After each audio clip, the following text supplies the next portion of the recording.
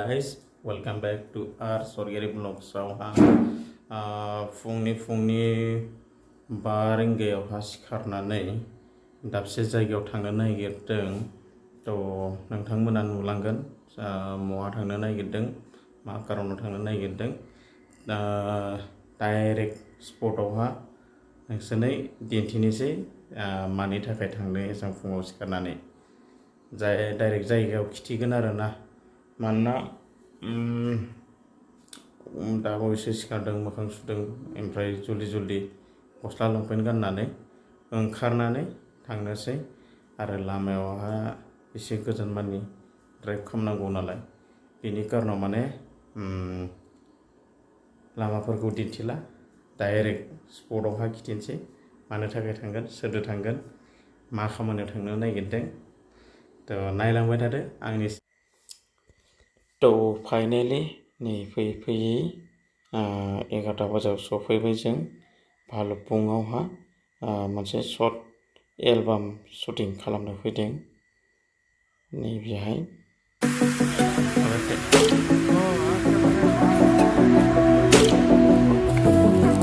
धामधुम होबा लगे, धामधुम Emil गुथु नायनाय जायासै भाइ। हाय नै सोलिगासिनो जोंनिया जागायसिगोन, जगार लाहांसै। यो ना, दिस इज यो माला रिलीज होगा, कब आएगा, कब आएगा? 13 को आएगा, 13 को आएगा। चलो कोई बात नहीं। आप फिर कुछ बोलेगा ऐसा गर्मी में? नहीं, मुझे कुछ बोलना नहीं आता है ये। चलो कोई बात नहीं, अभी नदी में घूमेंगे ना, घूमेंगे।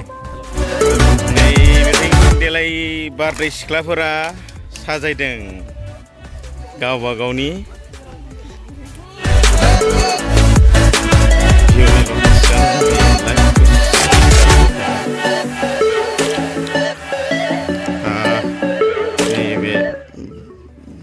कहा इधर नैबेलाय हिरोआ प्रवीण टाइटेलखौ मिथिला। नैबेलाय हिरोआ, नैबे गुफुरा हिरोआ।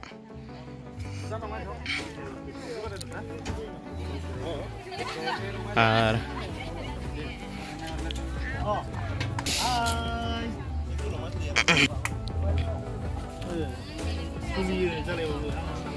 आरो ओइलाय हिर'इन नुहुरलालै केमेरा।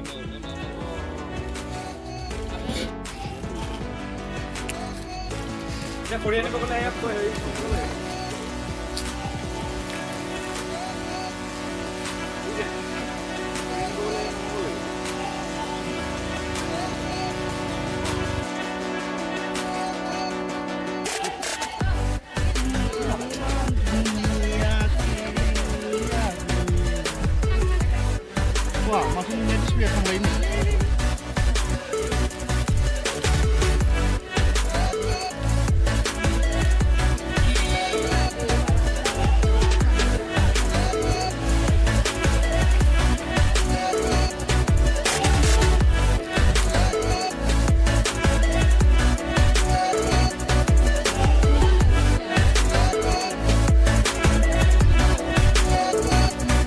Hatiara ready जाबाय? जाबाय मेगजिनफोरा सोखाना लाबाय दे। टाइम पास बानायो। Emilनिखौ नायगोरलै।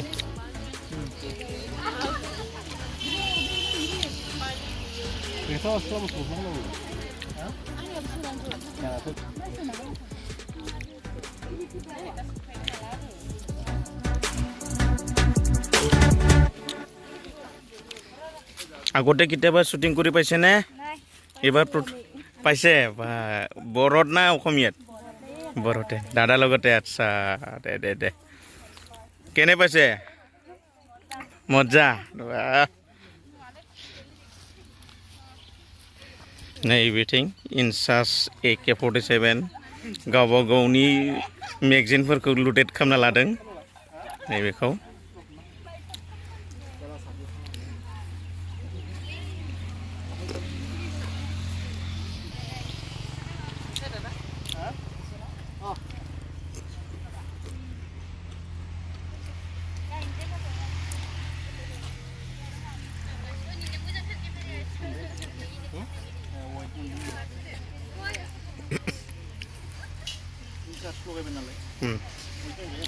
इन्चार्जफोरा लगायजोब्बाय एखेनिया मारै नांदों वेटफोरा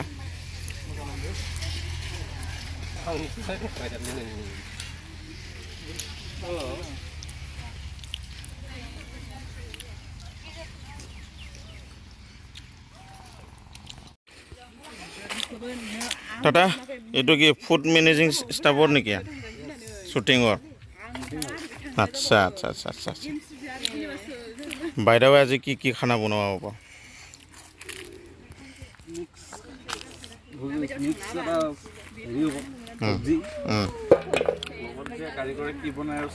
अच्छा কারিগর খন ইয়ে নেকি দাদা ভালে ঠিক আছে এটো আজি আহিব এটা ডেমো তো প্ৰেক্টিছৰ কাৰণে এটা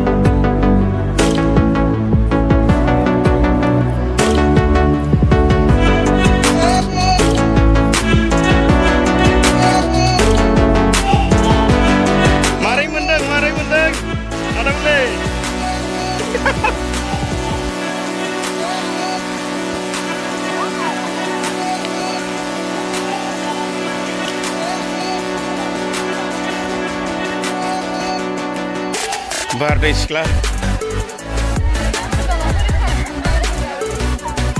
karena kan hasilkan item sama sekali blok sih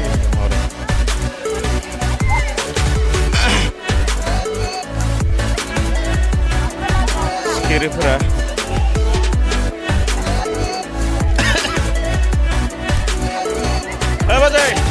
Bajai maring mending beria deh deh go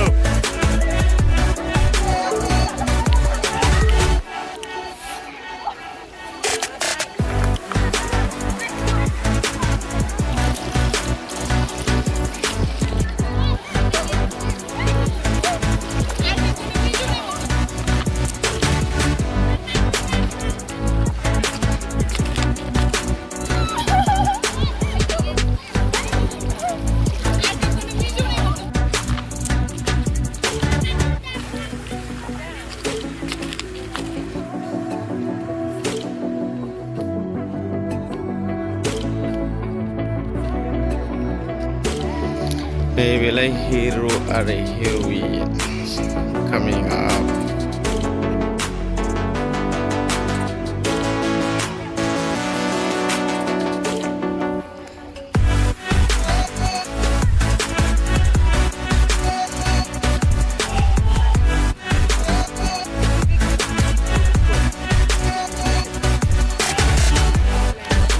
Api perenang babuji gendana.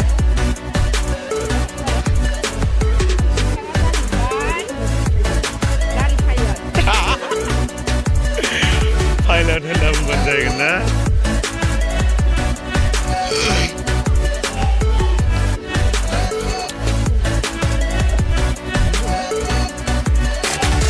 Maklas odong, nani mana? Dah, ayo, 4.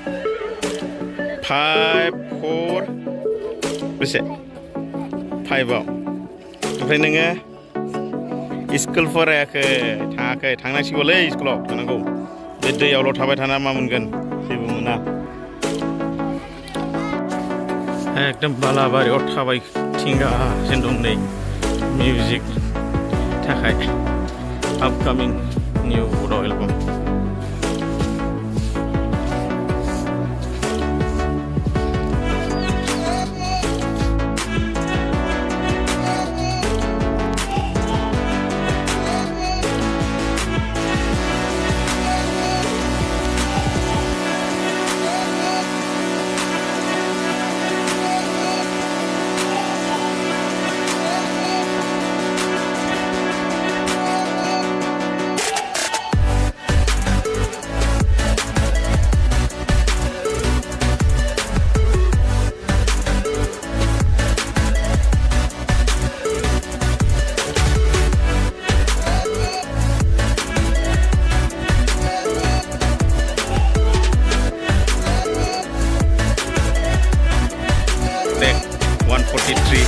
starting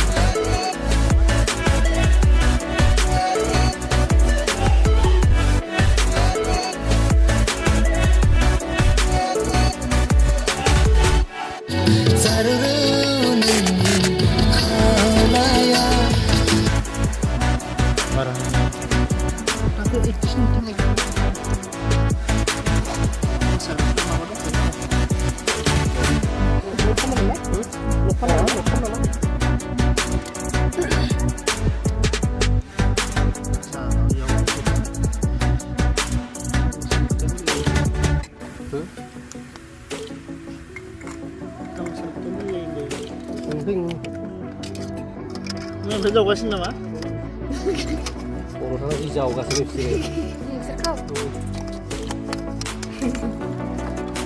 จะพัดเต็มทีละ बेखौ खेवना मोनला दसे सम दसे सम बाराना दसे समल'सो खेवना मोनो सर्ट जानाय स' जा लेन्सफोरनि कभारखौ खेवनो बावगाबाय नालाय गुसुआ मोजां लासैबो लांनानै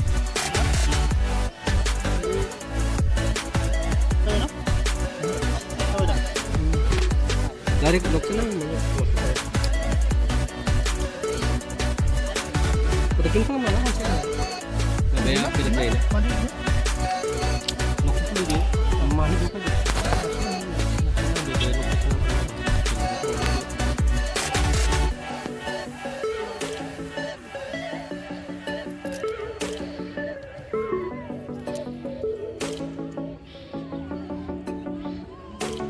Wah, aku sok tahu bawa Gua Butuh ada. Itu lama wes. मेथाइखौ गोसोआव थानानै होलांबाय खननाया खनलांबावबायसो वान शटआवनो मालाय बिसोरसो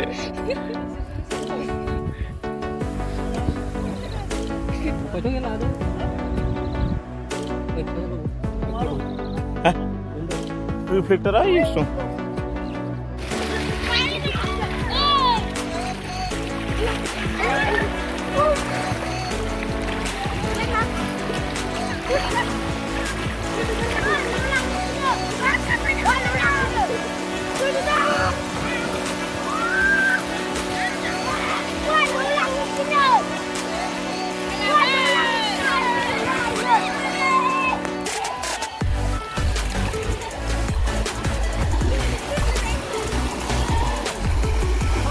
Mana गिदिंजोबलांखो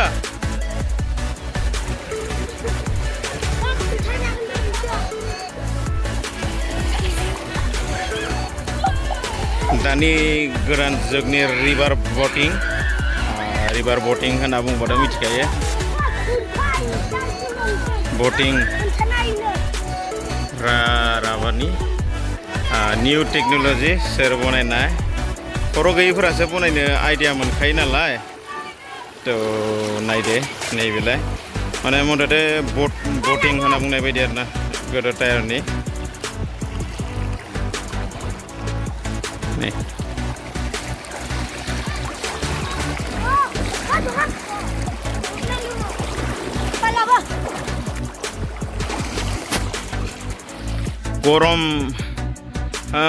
गरम ड्राइखाय माबानायखाय आं फैबाय सान्दुङाबो दिनै माने एसेबो अननाय होआसै आरोना जोंखौ शुटिंआव फैदोंमोनबाबो माने एसेबो अननाय होआखै थ' अननोनो सान्दुङा माने अननाय होआसै थ' एसे नै नुहुरदों दा नै बेलाय नै बेयाव बेखिनियावहा आरोना शुटिंआ बेसे गोजानाव दं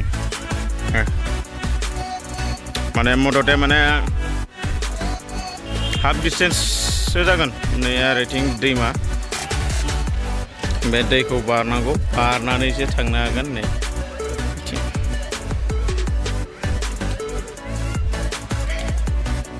फागुन पार्ट 4 नो 13 रिलिज जागोन नायनोसै आरो दिनै सानडे नालाय सानडेखाय माने बेहायबो मेरला पिकनिकफोर जानो फैयो नै फेमिलिहै नों माने एसे बेरायनो फैनाय जायो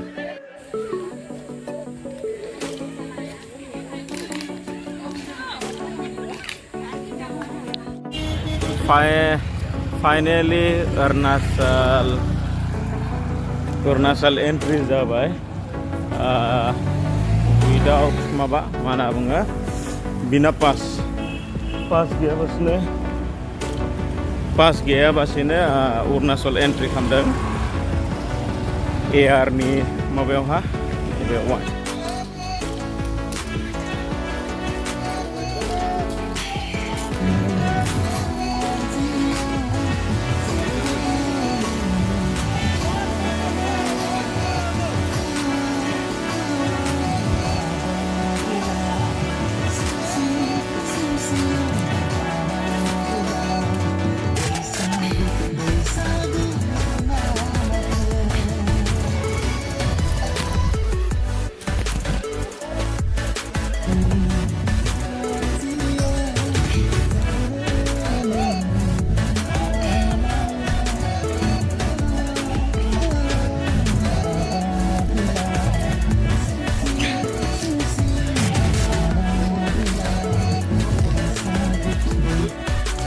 बिथिं नारि खाजि खामदों एकदमबारे माबानानै मा होनना बुङो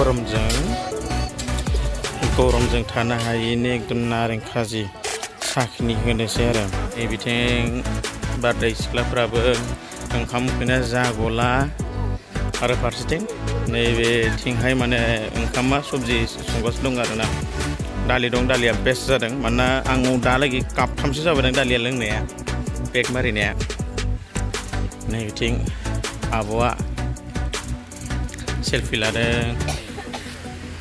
आब' जिनिया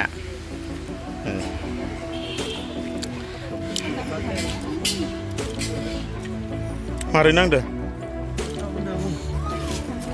मोजांखौनो मोनदोंमोन आं एसे लांदो itu देखायदियो एइलाय नै बेलाय बेकवार्ड जायगा नालाय शुटिं मालाबाबो नुफेरिनि थाखाय थ' शुटिंखौ बिराद नायगासिनो दङ ओमफ्राय शुटिंआ बैलाय बिराद गोजानाव दं आरो जों दा माने ड्रननि शट लागासिनो दं बेनि थाखायनो ओमफ्राय नैबेलाय मेनेजारा नैबे मेनेजार एसिस्टेन्ट हेल्पार मेनेजारनि थ' नै नायदो लकेसन भिउफोरखौ नायहरदों इथिं नैबेलाय दुब्लि गेजेराव ओंखारजाबाय ड्रन आरोबाव नै आरो फैबावदों नै नायनो नै शुटिं माने नुफेराखै बिनि थाखाय नायनो फैदों नैबेलाय शुटिं नायनो फैदों आरो दसे उनावहा बोरैबा जाबाला मा होनना बुङो दंफां सायावबो गाखोनायसो जासिगोन बायदि मोनदों आरोना लकेसनफोरखौ नै नायदों 10xआवहा खिथिला एसे माबा जायो नालाय मोजां नुवा बे आरो नोंसोर from which country you are? France Paris Paris yeah फ्रान्सनिफ्राय फैदोंनो नैबे सारा you all are from France or from separate countries? Lyon And Saint-Étienne yes C'est le centre de la France. Okay. Yeah, both of them from these separate countries, no? Ouais, on Non. se promène à travers l'Inde. Okay. On fait un tour. You are rounding of the Ouais. trips. Okay. So, बिसोरो माने बेरायनो फैदों. Till now, which place you have visited till now? Till now, sir, which place you have visited in Assam now? At now, On va loger. you have Kaziranga. You have seen Kaziranga? It's, le chef là-bas. I have to ask that tour guide, na? Ouais. First of all, then okay. How do you feel by visiting in this area now? Well, na? Okay. जायगा बेरायना नायनो स' आं tour गाइडदो सोंनानै नायसिगोन किंनाव tour guide ना Odile, viens voir si tu comprends. अके Odile. दादा अके Tu m'as demandé de poser des questions. অকে দাদা আপুনি অসমীয়া জানে ন এতিয়ালৈকে কোনটো কোনটো জায়গা দেখালে আপুনি ইহঁতে এতিয়ালৈকে তেওঁলোকে গুৱাহাটী চালে আৰু C'est la radio. ভালুকপুং আহিলে ভালুকপুঙৰ পৰা C'est France 2 ici. হিৰাং গ'ল জিৰাংগল হিৰাঙত কেইদিন থাকিলে চালে দুদিন থাকিলে তাৰপিছত টাৱাঙত গ'ল টাৱাঙত দুদিন থাকিলে টাৱাঙৰ পৰা আকৌ বমডিলা আহিলোঁ আচ্ছা বমডিলাৰ পৰা এতিয়া এই নামেৰি গৈ আছোঁ নামেৰি ৰাস্তাত হয় ৰখি এয়া এইটোৱে দেখি না পালোঁ। दा फाइनेलि माने बिसोरो टावां बेरायबाय ओमफ्राय माबानानै दा नामेरि थांगासिनो दंनो नामेरि थांनायनि उनावहा आरो কেইদিনমান আৰু টুৰ কৰাব আপুনি তেওঁলোকৰ লগত মই 19 তাৰিখলৈকে থাকিম 19 তাৰিখ আৰু অৰুণাচল যাম অৰুণাচল আকৌ যাম দাপৰিজা যাম আচ্ছা আচ্ছা লং পাছিঘাট লং পাছিঘাট যাব অ'কে তো ফাইনেলি ছাৰমোনা তো নাইদে দাদা এটা কথা সুধিব পাৰিলে ক'ৰ পৰা আহিলে দাদা ইহঁতে ফ্ৰান্সৰ পৰা আচ্ছা অ'কে থেংক ইউ তো फाइनेलि नैबे फ्रान्सनिफ्राय फैदों आबौमोन तो आंनि प्लेजार दि आं दा बिसोरनो जेबो गिफ्ट होनो हाया बिसोरो आसामाव फैनायनि थाखाय तो आं बुंदोंमोन दि बड'लेण्डआव भिजिट खालाम होनना बुंदोंमोन तो भिजिट खालामनो हाला होनना बुंदों आरोना बिसोरो तो नायदो फिर back to the welcome back to back shooting film shooting album शुटिंनि थाखाय फागुन 4नो जायो फैगोन 13th of April आव फैगोन आरोना बियो नायदो कन्टिनिउसिं मेकिं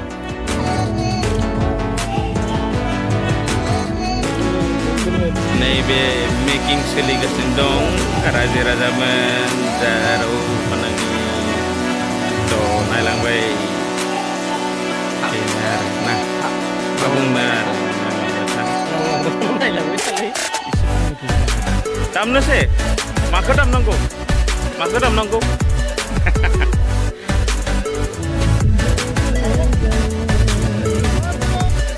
नैबे दा करिय'ग्राफारा ट्रेनिं होदों सम सम माने बारनि हावाया डिस्टार्ब खालामो दङ आरोना बारनि डिस्टार्बबो खालामग्रा रायजो राजाफोर नोंथांमोन सानना लादो आरो बेखौ नै बिलाय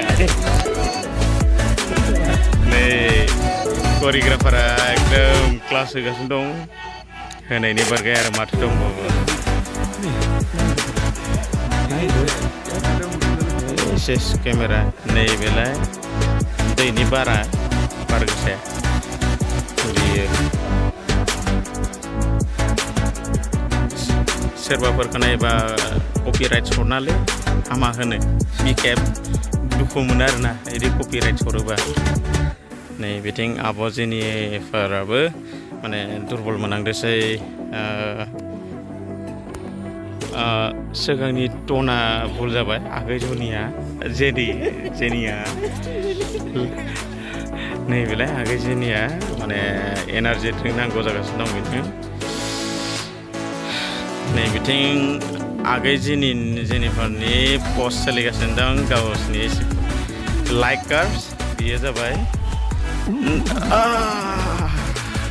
हामा होनो बेफोरखौ बिदि जागोन बे आदा नोंनि बे हाथियारा खै केजि जागोन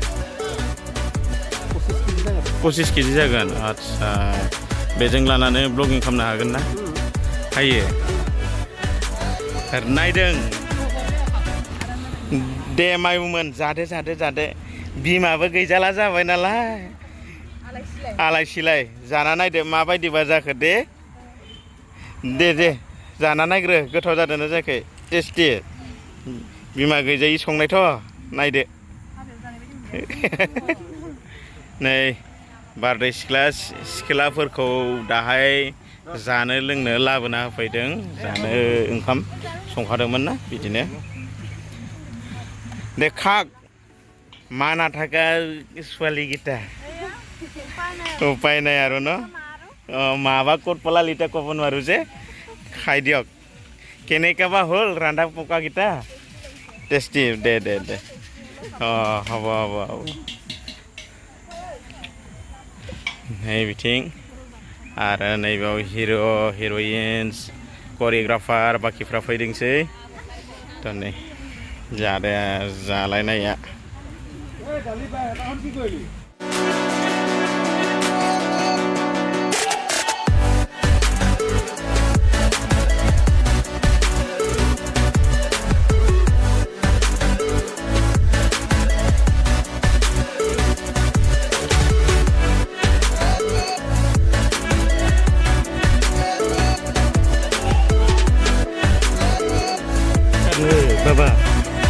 Baba, sekede, Baba, sekede. Finally, shootingनिफ्राय फैनानै सानसे एकदम सान्दुं गरम गोसा खामग्लिनायजों गेजेरजों ओंखाम उखैनायजों मानायजों मेंनानै दा नै हरनि 9टा बाजि जाफैबाय थ' भिडिअखौ एसेयावनो फोजोबनाय थानोसै थ' फिर खेबसे लोगो मोनफिनगोन नेक्स्ट आंनि भिडिअआ थ' अन्नानै लाइक शेयार आरो साबस्क्राइबफोरखौ खालामलायना होदो रायजो राजाफोर आरो गोदान बोसोरनि एडभान्स हामग्लायनाय थाबाय हापि बैसागो